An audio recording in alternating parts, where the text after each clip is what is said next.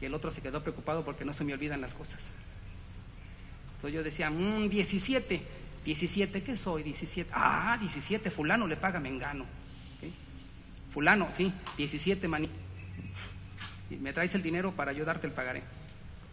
E intervine ahí en ese tiempo.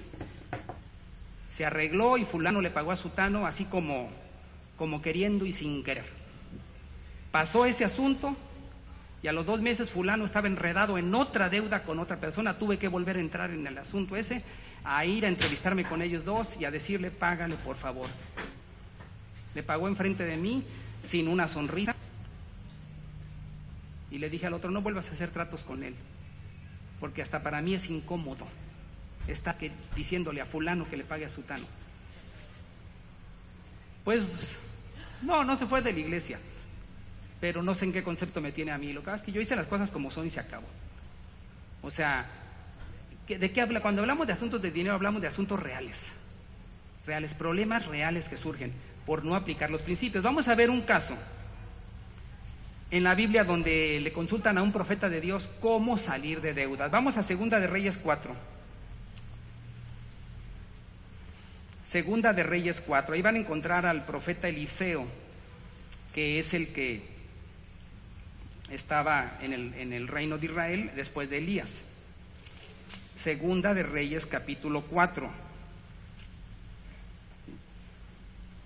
Vamos a leer versículo 1. Segunda de Reyes 4, versículo 1. Gabriel, ¿lo tendrás? Que lo puedes leer en voz alta, por favor. Versículo 1.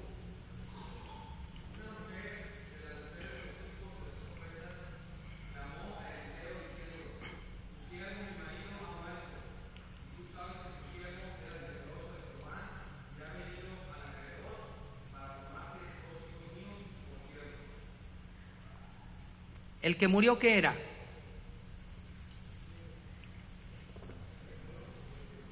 No, pero ¿qué era? ¿En qué trabajaba? ¿El que murió en qué trabajaba? Observen lo que acaban de leer.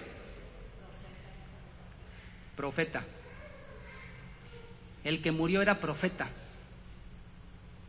Hijo de profetas, o sea, de la línea de los profetas. ¿Tenía buen testimonio de su esposa el que murió? Sí. La esposa hablaba bien de él. ¿Y la esposa estaba angustiada? Sí, por la deuda.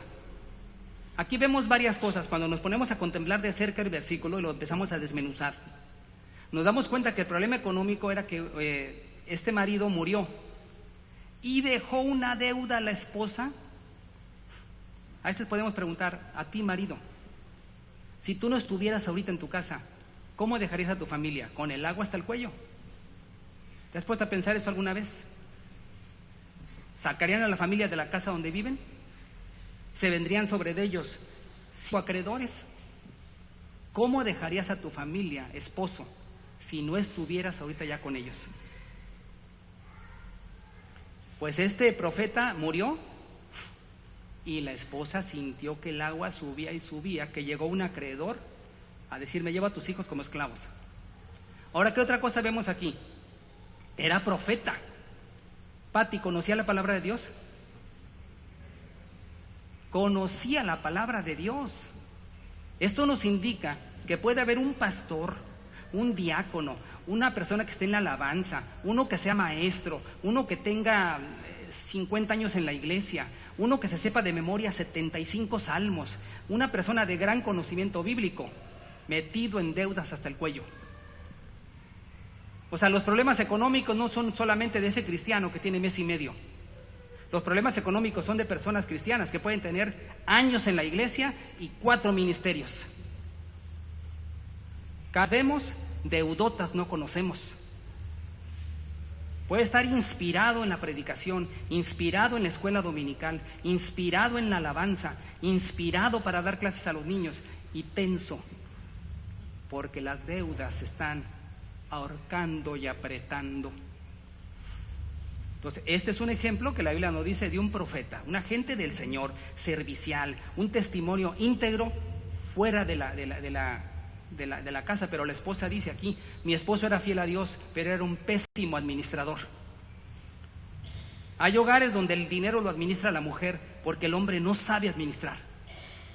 Bueno, está bien también, ¿verdad? O sea, si el esposo simplemente no sabe administrar y la esposa sí tiene más colmillo, adelante. Yo te ayudo, dame chance a mí. Vamos a ver, aquí está lo de la gasolina, aquí está lo de la escuela, aquí está lo de alimentos, aquí está esto y esto. Y hay esposas muy sabias, muy listas, de mucha ayuda idónea, que llevan la administración porque son mejores que el marido en eso. Está bien.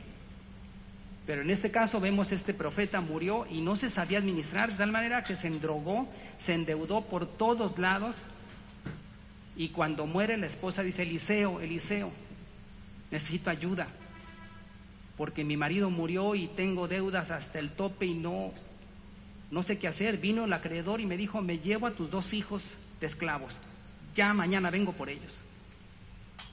Entonces Eliseo, ¿qué hace? Un hombre de Dios. Eliseo era una persona que tenía sabiduría. Acuérdense que también le dieron a él doble porción del Espíritu. Vemos, vamos a ver como anexo a esto, Proverbios 22. A ver, Miguel Noriega, ayúdame con Proverbios 22, versículos 26 y 27, para ilustrar un poco este punto. Adelante.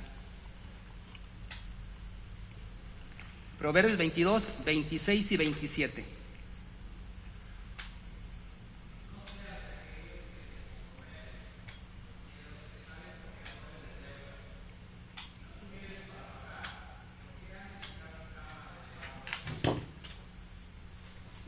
¿Qué entiendes al final?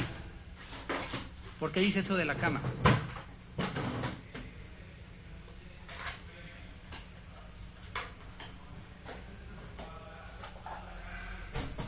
Ajá.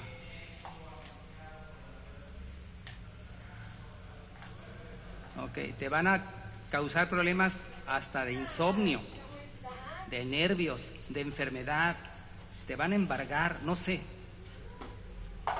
Entonces, ahora, ¿qué pasa ahí? Localízame el versículo 7, por favor, Miguel, en ese Proverbios 22. ¿Qué pasa ahí? 22, 7. Adelante.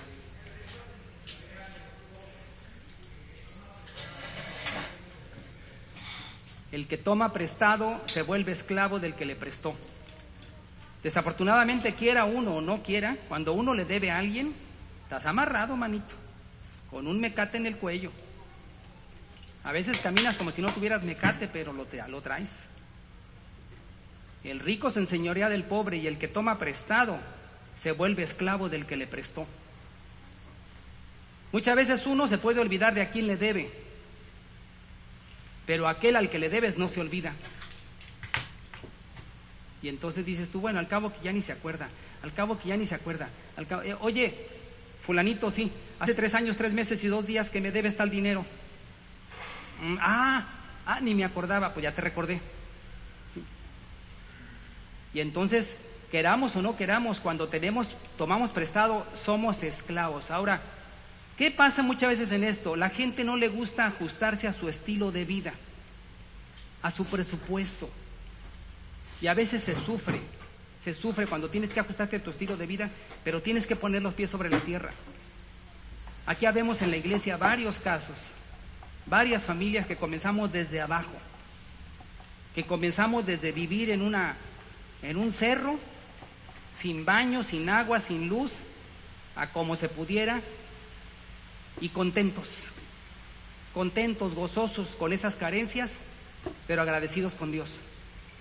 Y que nos ayudó eso a madurar, que nos ayudó eso a evitar deudas, porque finalmente era el terreno de uno, más que uno tenía que ocuparlo, tenías que habitar para que no te lo quitaran. Y que por la unidad que teníamos como hermanos en Cristo, tener al Señor en el centro, y habíamos varias familias en la misma situación. ¿Me prestas la carretilla porque voy a sacar escombro? ¿Me prestas una pala? ¿Sí? Oye, ¿no tienes unas velas que me prestes? Etcétera. O sea, así nos tocó esa época. Una época bonita, lo vemos a lo largo del tiempo, porque tuvimos que poner las manos a trabajar y el corazón a perseverar. Pero no podíamos pagar rentas, ni podíamos enganchar una casa. Teníamos que irnos a nuestro nivel de vida. Trabajábamos, ¿sí?, para comer, ¿sí?, y para poder ir atendiendo las necesidades básicas. Y con el tiempo el Señor nos recompensó. De tener un lugar donde uno puede estar dormido y no te van a sacar, es tu casa, es tu terreno. Pero ¿qué pasa? Tuvimos que tener una actitud de gracias, Señor, porque tengo este terreno que no le encuentro ni forma, puros cactus, puras hierbas, no sé ni para dónde está esto, pero gracias, pues vamos a ver cómo vamos trabajando, y lo trabajamos a lo largo de los años. Entonces, eso es lo que pasó aquí con la señora. Está angustiada por las deudas, se volvió esclava del que le prestó a su marido. ¿Qué hace Eliseo? Segunda de Reyes 4, vamos a leer el versículo 2, la primera parte. A ver, Adriana, versículo 2, la primera parte.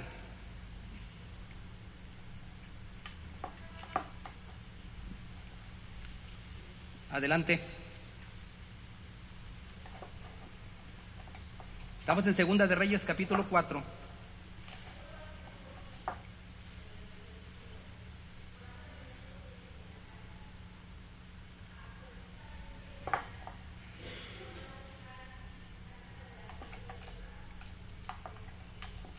Ok, en la primera parte vemos qué puedo hacer por ti. Dime qué tienes en tu casa. Dime qué tienes en tu casa. ¿Cómo está en tu versión Sotero, la primera parte?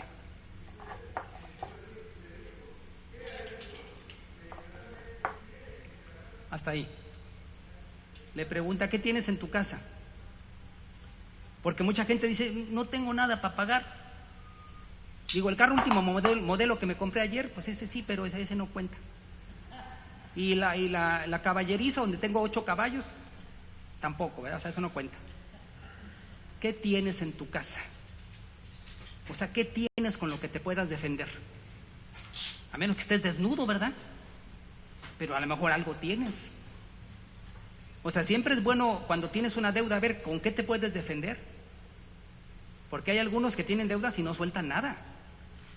Oye, ese estéreo que te compraste de 14,000 pesos, y ese iPhone de 17 pesos que traes, y ese iPad.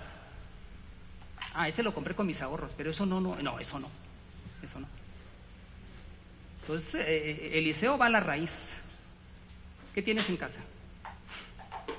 Y noten que la viuda dice, no tengo nada, porque no había visto. O sea, le está enseñando Eliseo algo a la viuda, le va a ayudar. Ahora, muchas veces cuando tú entras a un gasto y puedes caer en una deuda, adelántate, checa primero tu presupuesto. Yo por experiencia he aprendido muchas cosas. Me acuerdo cuando me hablaba mi mamá de México, hijo, ¿cómo estás? Bien, mamá, bien, ok, ya estaba yo con la cuchara de mezcla pegando piedras y todo eso, pero no le decía a mi mamá. Con un marro ahí tirando muro, cargando piedras, pero no le decía a mi mamá. Con 2 dedos hinchados por alacranes que me picaron, pero no le decía a mi mamá. Porque mi mamá había dicho, hijo, ¿dónde vives? En un cerro, mamá, acá escondiéndome atrás de los arbustos para ir al baño. Mi mamá, ¿qué hubiera dicho? Regrésate, hijo.